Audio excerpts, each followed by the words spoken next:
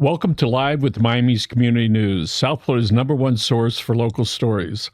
I'm Michael Miller, bringing people together and sharing the voices, events, and connections that shape our community. Cheers, guys. That'd be true.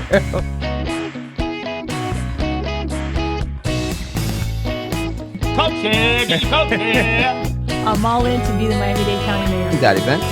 Tell everybody about it. What's next? What do we have to do? Thank you for joining. This is Live with Miami's Community News, and you're going to want to watch the show and participate because somewhere, sometime, you and or a family member, somebody you know, is going to wind up getting cancer. And today we're going to be talking about the Susan Komen Cancer Group. And we have two great guests. One is Gil Zepeda and also Sergio Mendoza. Gentlemen, thank you very much for coming here. Thank you for having us. We appreciate it. Since you're an orator, let's talk about what you do, and also Sergio is going to speak a little bit after that. Fantastic. Well, thank you. First of all, thank you so much for your support, and thank you for having us here today to discuss this very important situation that's going on, not only with cancer and breast cancer, but also overall here in South Florida, which is a great sort of city that has a lot of low-hanging fruit that we can definitely attack as far as issues are concerned.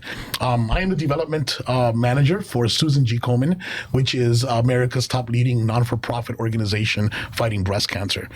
We are only second to the United States government in investment on research, and we invest a significant amount of money on patient care and also on making sure that we are changing laws towards breaking barriers for women to have health care. So, Sergio, you're currently the captain for the pink team at Palmer Trinity. Is that correct? Yes, captain of the pink Palmer Trinity team, and I became involved in breast cancer not by choice. I lost my wife, Sarah, to metastatic breast cancer in 2017. And since then, I was encouraged by people like Gil to do something about it and to be a part of the community. And, you know, with the ultimate goal of not losing anyone else, not making people that are in the current fight with breast cancer feel like they're alone, and to make it something that, you know, people feel comfortable getting mammograms each year, fighting the disease and dealing with, you know, even situations like mine, which, you know, someone has lost their favorite person in the world. So I know you're still, you know, very touched by this. I appreciate you sharing that with us. Many people in Dade County remember when the ladies in pink would be downtown. I remember the first time I went years ago when I was taking pictures. I'm bawling. I am out of control, right? Looking at these. They weren't just women, they were people of all sizes, all nationalities, little girls, big boys. And I'm taking pictures. I don't know how many people were there, thousands. And I'm up front. And I am like out of control. And I had to keep reminding myself, keep taking the pictures, keep taking the pictures. So we know that cancer affects a whole lot of people, a lot. And Michael Zinner was one of our speakers at our event at Casa Cuba. He said the #1 cause for cancer is age. He's talking to a group that's over 50. Now, plenty of people get cancer when they're younger. We did have recently some docs from Miami Children's Hospital, Nicholas Hospital, talk about that. And Raymond Rodriguez Torres was our speaker the other day with Live Like Bella. But let's talk about Susan G. Komen. This is not like the organization didn't just start yesterday. It's been since 1982, if I remember correctly. That's right. Yeah, we've been doing this for about 40 years. This was a promise that my sister made to one another. Susan G. Komen is someone who passed away from breast cancer, and her sister promised her. She said, "I will make sure that we continue the fight way after you're gone." And that was 40 years ago. And so we've been involved in fighting breast cancer for over 40 years. You're talking about a disease that is going to affect 1 in 8 women. 1 in 8 women will be diagnosed with breast cancer, and we lose someone to breast cancer every 12 minutes. And so every 12 minutes, someone passes away from breast cancer in the world. And so this is a disease that is affecting folks, affecting families, affecting whole entire communities in huge, huge ways. And not to mention the fact that we have a lot of women that aren't aware, right, of how very dangerous and how this disease can affect them. And so we are trying our hardest to raise that red flag and ring that bell and let ladies know that you need to get tested. It's important for you to get a mammogram. It's important for you to get tested. It's important for you to understand your family history and how maybe where you're from may affect whether or not you're going to be diagnosed by breast When you cancer. say where you're from, meaning? Meaning ethnicity or meaning place in the world. Right now, Dr. George of Sylvester is doing incredible research work in which tells you that Bahamian women, unfortunately, per capita, are affected more than any other ethnicity in the world by breast cancer. And so doing that type of research and finding out what parts of the world you're from, may it be your ethnicity, may it be your family history that affects whether or not you may get breast cancer, it's important for women to be empowered by that information so that they themselves can get tested. And I understand for folks that live in South Florida, we have a little bit high rate of skin cancer because of the sun, and we're so close to that. So all that sort of goes together, not necessarily metastasizing, but as far as awareness, all right? Right. And so I know these dermatologists are crazy busy that are down here. Sergio, if you'd like, would you like to share your journey with your wife and what that was like for her and for your family? Yeah, it's, my wife's mother had actually had breast cancer. And so it was something that she was aware of. And she was smart enough that the second she felt a lump in her breast, she went to the doctor and got it checked out. She got a biopsy, a mammogram, a biopsy. Unfortunately, it came back malignant. And we followed a lot of the process. In our case, we were in the category of metastatic disease, which is when the disease spreads through the body, which we're doing a lot of. Susan G. Komen has done an amazing thing, not only for young women, but also for the studying metastatic disease. And it's because we really need to do a lot of work in that case. When the disease spreads through the body, our prognosis is not as good as if we have a primary tumor, if we detect it early. And even though Sarah found it early and did something about it right away, which is by far the best thing that you can do. The second that you do a self-diagnosis or you have any sort of feeling that maybe something is up, go to the doctor, get a mammogram, get a biopsy, and start the fight. Because prognosis with the current state of cancer and everything that we have today, if you have early diagnosis, your chances of having a successful outcome are phenomenal. So it's one of the reasons why one of the things in my life today is asking my friends when their last mammogram was. We lost Sarah. She was 40 when she'd passed away. It's another effort of Komen to focus on young women. The laws have recently changed. Gil can probably update us on, the lobbying efforts for mammograms being reimbursable for younger women. And what I found with breast cancer is that we weren't the only ones affected. I started a charity called the Pink Key Society, which was me, my group of friends, my community. And when my son started school at a school called Palmer Trinity down south, I saw that there was more opportunity there. And the Pink Key Society transformed into the Pink Palmer Trinity Team. There's 800 families, 800 mothers, for the most part. And in that group of 800 mothers, somebody today is fighting breast cancer. Someone has fought breast cancer. Someone will receive a breast cancer diagnosis. This 1 in 8 number is very much a reality.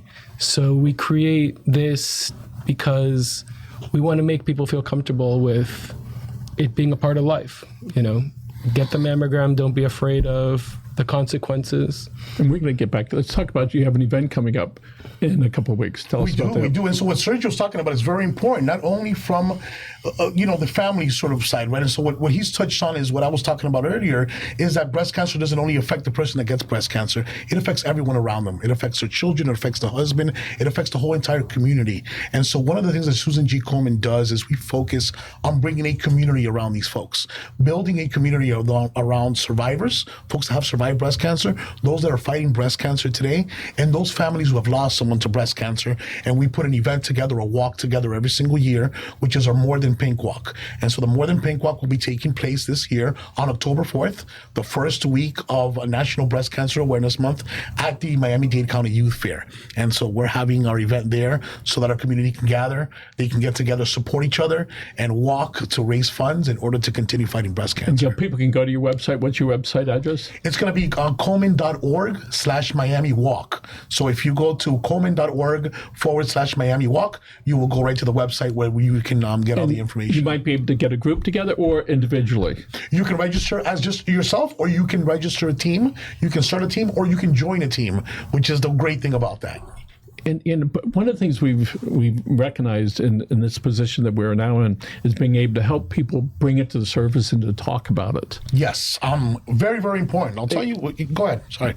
And when I was young, breast cancer, like stay away. All right, any type of cancer, stay away. You might get it. I don't know where that came from in my, junior high school, elementary school. There was no empathy. It was like stay away. So tell us how that's evolved over the years. It's a very great question, because a lot of folks here in the United States have really taken the initiative to discuss breast cancer, right? And to talk about breast cancer freely, which has made it so that more and more women are tested early and we can save more lives. Unfortunately, within some cultures, like the Hispanic culture, the African American culture, the Haitian culture, those are not conversations that are had. Those are not conversations that are had as easily. And so what we are trying to do is not only raise awareness within our community, but really touch those communities and say, listen, you need to start having those conversations. May it be in your own language, may it be within your community, but you need to start having a conversation behind having women tested early so that we can save more lives.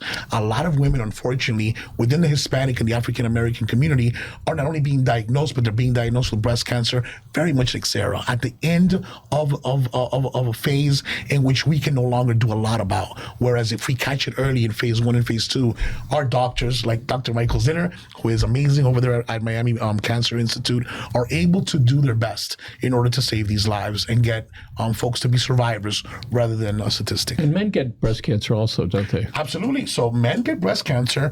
1% of all diagnoses will be men.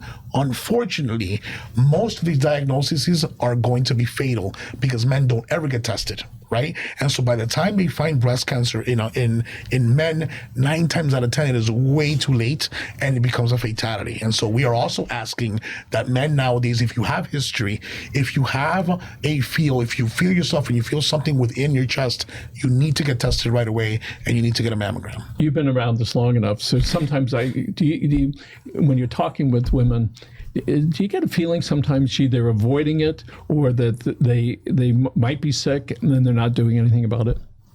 I think that one of women's superpowers is prioritizing others above themselves, their family, their friends, their parents, their partners, their children. And a breast cancer diagnosis is a burden, or they consider it a burden on the family. And part of this awareness is saying it's okay to be in the fight against breast cancer. Going to get a mammogram and thinking that the worst might happen, it's okay. It's okay. And, Susan G. Komen helps facilitate support for these women in the fight as well. And I'm sure Gil has some more details about that. So tell us about the support system for the families, and because we realize it's not just the patient, it's not just the immediate family, but it's the uncles and the cousins, and you got that whole family unit. So tell us about the support system for those people. Well, it's different for everyone, but the bigger the support system, the better that person is off as far as their treatment is concerned, as far as their success rate, right? The more and more that people are around them, being able to not only show them that they are not a burden, right? That this is something that they're going through, and really fighting with them, we find really, really does alleviate a lot of the issues that a lot of the women that are going through breast cancer go through. There are tons of barriers, unfortunately, for women to even get tested, right? And so a woman doesn't only have to make an appointment. A woman has to take off from work if she has a job. If she has to take off from work that day, it usually is the whole entire day. She usually cannot pick up her children from school that day. And so this one thing that she has to do in order to get tested becomes a barrier within itself. And so we, as Susan G. Komen, have been providing mammogram screenings within communities where we take a mobile mammogram a vehicle into communities so that it becomes easier for women to get tested. It becomes faster. It becomes more convenient for them to be able to do so. So we can have more women tested here in South Florida than not. So tell me about the role that MRIs play in this. Well, as a matter of fact, this goes along with one of our bigger initiatives, which is to change laws so that some of these barriers can be broken down. And one of the things that was happening is that women that have dense breasts, right, need to get tested further than a mammogram. And so what was going on is that sometimes doctors didn't even let women know that they had dense breasts. Now, because of the lobbying that Susan G. Komen has done, the work that our advocacy team has done within the legislature, doctors by law have to tell a woman whether or not they have A, dense breasts, and B, how they can go ahead and get tested further to find out whether or not they have breast cancer. What are those further tests? It would be an MRI in a lot of cases. It would be a CT scan in some cases, depending on the situation. But that further testing is often needed to make sure whether or not that the test is abnormal or not. We're fortunate to be able to interview the son of the family that invented the MRI machine, 1973, 1974. He said their goal then and now is to prevent cancer. I go, how do you prevent it? He says, by early diagnosis. If we can catch where it's a little tiny thing like that. So the son, who's about, I don't know, one of our ages in here, has developed to stand up and sit down because of the claustrophobia that sometimes people get with that. He said, Michael, what we hope that happens is that one day you'll be able to sit down or lay down, and it'll be a full body MRI and the click of a camera. Wow. He said, and the guys, these are brilliant people, right? And just to watch the commitment that these people have to curing cancer, to preventing it from getting worse.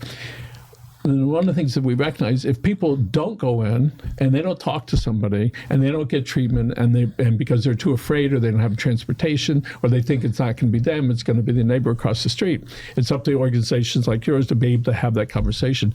We've seen that change a lot with mental health care. When, years ago, you got to stay away from those folks. We've done a lot of work with the autism folks and recognizing that when we asked Carlos McGoy, who heads up Jackson Memorial Hospital, I said, it seems like there's more people that are on the spectrum. He said, Michael, when we were in school, he says, we used to call them slow. And as soon as he said that, I started recognizing that. Oh my goodness, we just didn't have a diagnosis. That's and right. what we realized with mental health days, where people are taking off days, and Michael Phelps was the one that sort of popularized that, and Simone Biles was able to do that and say, it's okay. And so it's okay for women and men to go get tested. So often people suspect they have something, but are afraid to take that first step. So since you are acutely aware of this, when your wife came to you and she said, listen, Sergio, I think I got this problem. What was it like for you before it was confirmed? But there it was. She says, I think I got this thing here.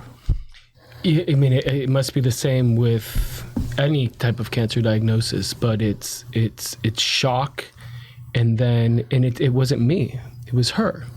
And there's my reaction to the news and also her reaction to the news, and whether I can be there to support her in her reaction to that news as well.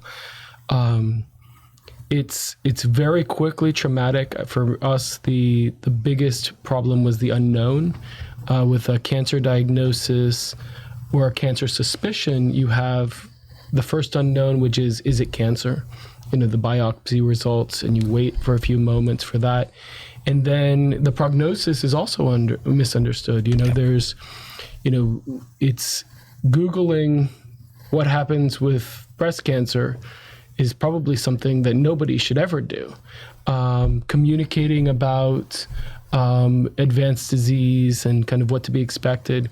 The first time that Sarah was diagnosed, when she was initially diagnosed, we were very quiet about it, like many people are. You mean to each other or Publicly. Okay. And when we found metastatic disease, she decided that she wasn't going to be public about it. And it was amazing how many women and families she helped. Because every day people get diagnosed with breast cancer and everyone feels alone and nobody is ready for it. And it's true with all different cancers. And the number of women that she was able to help just by sharing her story, and the number of people that, Susan G. Komen, and just making it feel like it's not an exception, that you're not the only one. And having somebody that's been through it a little bit, something that's very scary and very unknown. So being public about it was a very big thing. And I encourage anyone that, today or in the future or in the recent past has been diagnosed, find somebody that's been through the journey before and talk to them. Gil, since you've been around this for a long time, explain the type of conversation a couple has with their children, whether they're little kids or grown up. What is that like for them to be able to initiate that, and tell us about the pain that's associated with that? That's not only a very, it's such a private time, right, for a family, and it's such a dark time, not only for parents having to explain that to children. It becomes a traumatic experience sometimes for children, even thinking about the loss of their mother, right?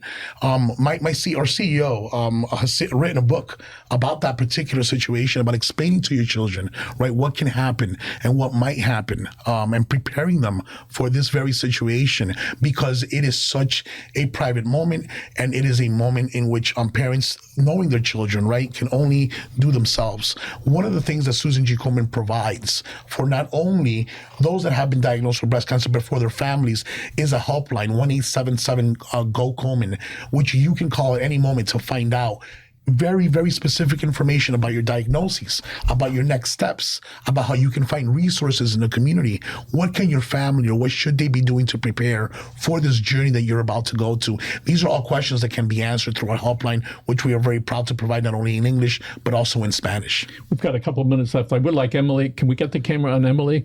Where is she? Oh, there she is. She's our producer for today. Thank you very much, Emily. Recent graduate from Florida International University.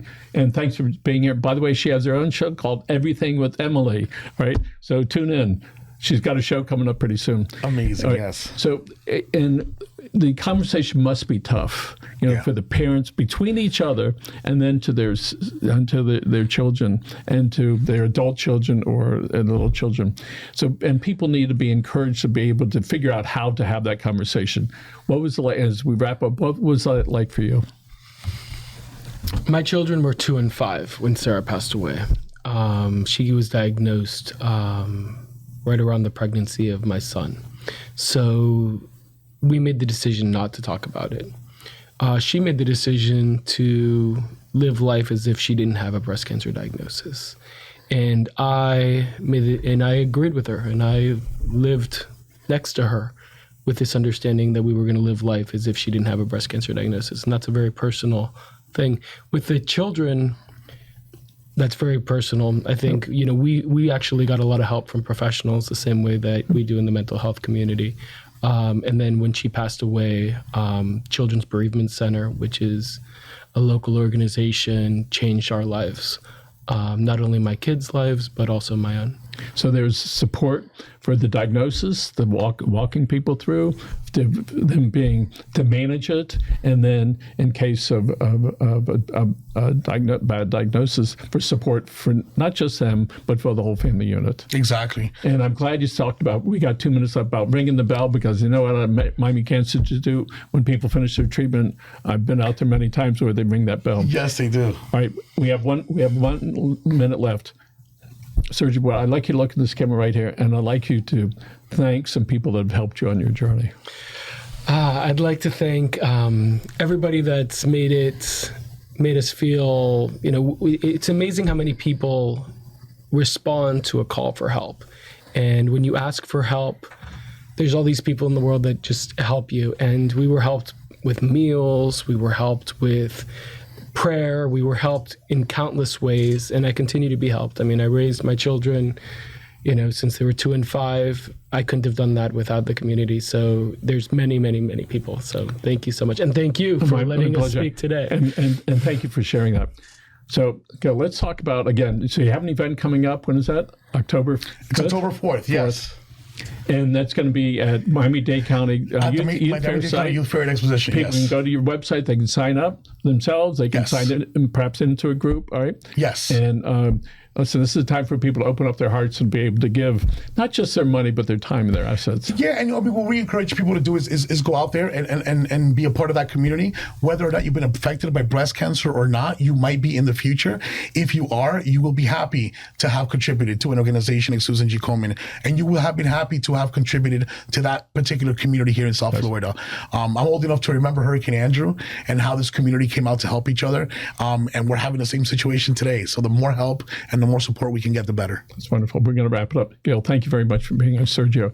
And you guys just look this way. I'm going to look right in the camera. Folks, Disney has a rule. It's called the Disney rule, which is when you hug somebody, don't stop until they do. Thank you for joining us. Have a good day. Bye now.